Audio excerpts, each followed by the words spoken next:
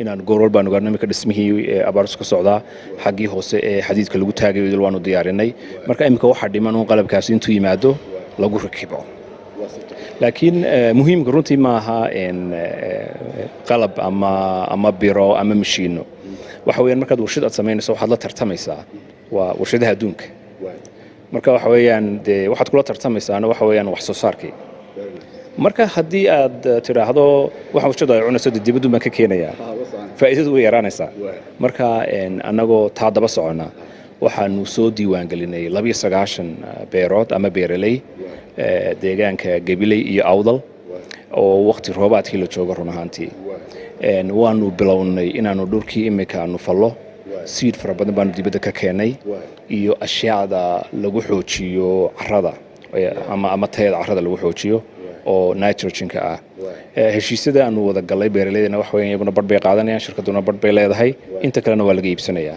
xagga sanaag hadday noqoto iyo togdheer halkana wada hadallaa noo socdo diiwaangelisi ugu jira xaggaana dayrta hadduu la yidhaahdo ama sanadkan roobka labaad inaanu magaranaysa ku guulaysano in wax la geliyo haddii la eego roobka sanadkan wadanku dhul badan uu helayo dhul badan aanu helinba way jirtaa marka anaga horta uga faa'iideynaa saamileeda shirkadaba rayskaas aanu degdeg ula gaarayna imika seedka tabaarka gabigiisuna wuxuu ku baxaa 3 bilood iyo badh waanu ka dhib yahay run ahaantii galeyda iyo ururinaya kaydkii sarreenka ama qabadinka warshadu ay isticmaali lahayd annagoo badhna dibadda ka keenayna taasi waxa weeyaan oo kale marka qiimihii aanu ku soo saarinay ya yaraanaya faa'iidadiina way badanaysaa marka labada inaan isu geeyno iyo dadka imika danaynaya doonaya warshadana qayb ka noqdaan waxay noqonaysaa fariintaas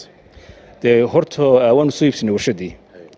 maadaama beerihiina aanu gallayba oo qalabkii beerahana aanu keenay saamigu waa iska dhamaad kolka marka cidii doonaysa imika inay ka soo qayb gasho de waa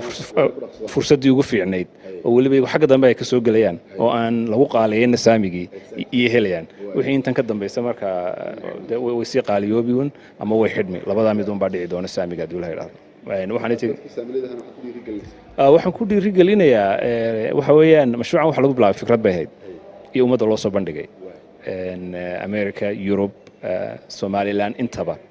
marka waxa weeyaan waxa lagu hirgeliyay dadka dadweynaha Soomaaliyeed meel kasta ha joogaane ayaa lagu hirgeliyay quwadoodii iyo fikradoodii iyo run ahaantii taasi oo ay aamineen oo shirkadda aamineen